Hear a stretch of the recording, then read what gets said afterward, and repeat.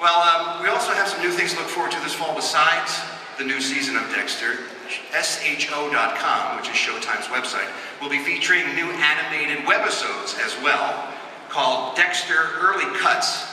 And what it is sort of a prequel, if you will, showing how Dexter sort of refined his killing style with some of his early victims.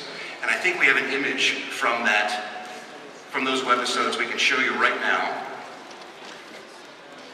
At least they told me we did. If not, I can do a quick sketch.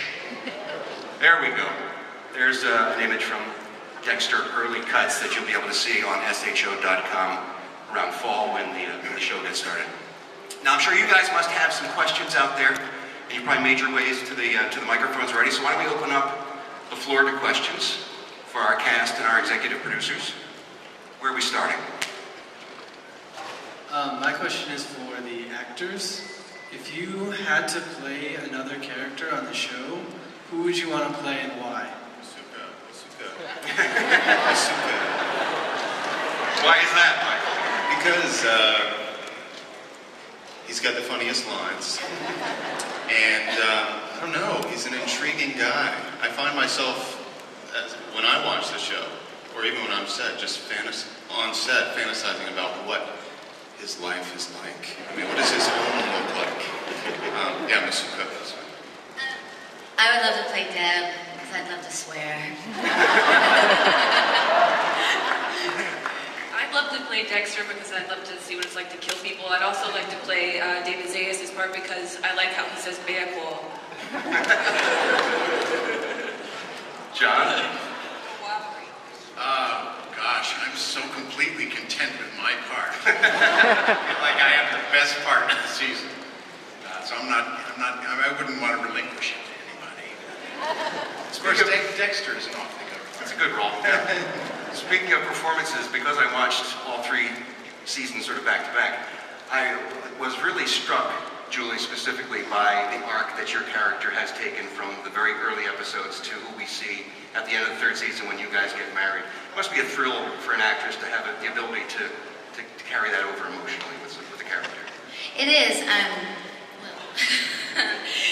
I mean, to be given a character like Rita, and to be able to play her over 3 seasons, and it's really like, layers of an onion that you get to peel away and discover new things, and her journey, the strength that she has gained through her love and relationship with Dexter, has just been really beautiful to be able to do that.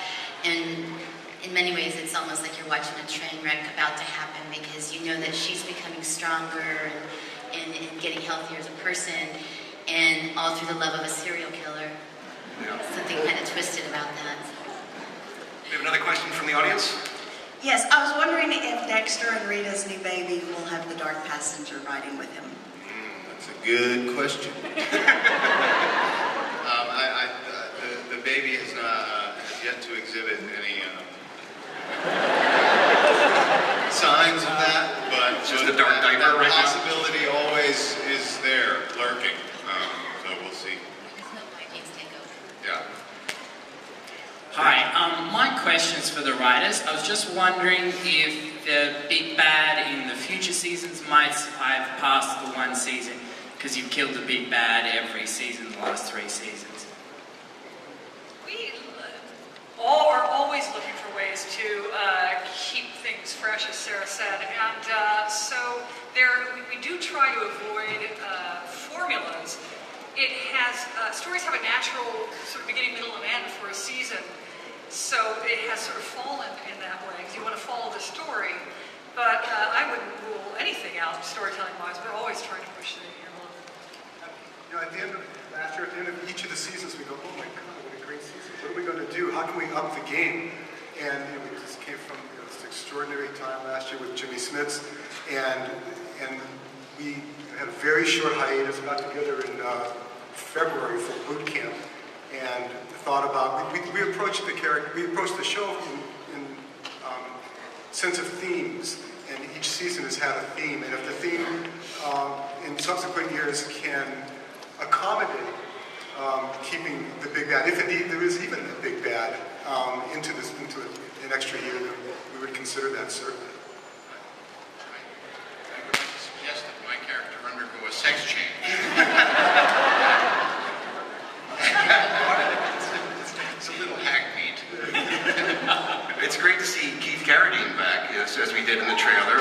returning once again.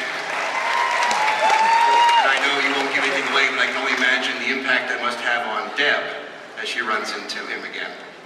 And you're not telling anything, are you? We can talk a little bit about Can we talk about that?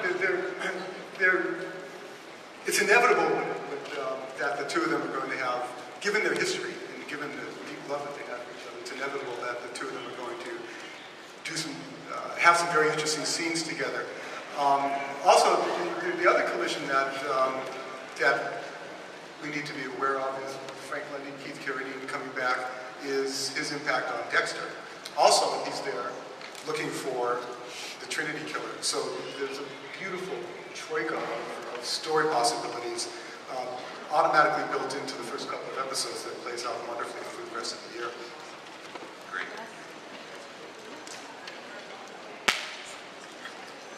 This is for Michael. How do you balance being a really funny character and yet being really scary? Well, it's hard. No, I don't know. I mean, that has so much to do with what's written for the character. I mean, I think the writers managed to infuse the show with a certain degree of levity and humor, and without that, it probably wouldn't be so palatable, you know.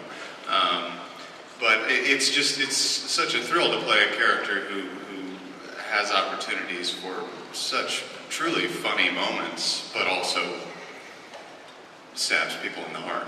It's fun. I think Dexter's humor also sort of allows us to relate with him, which is kind of spooky when you're sitting there at home saying, yeah, I feel like that sometimes too, and you want to stab someone in the heart sometimes when you're watching, and the humor allows him to be a little more human and relatable. Yeah, I think the voiceover element goes a long way to creating in the audience a sense that they're along for the ride with him. You know, they're in on the secret in a way that no one else is. And by the way, Mike will be voicing all the webisodes on sho.com as well.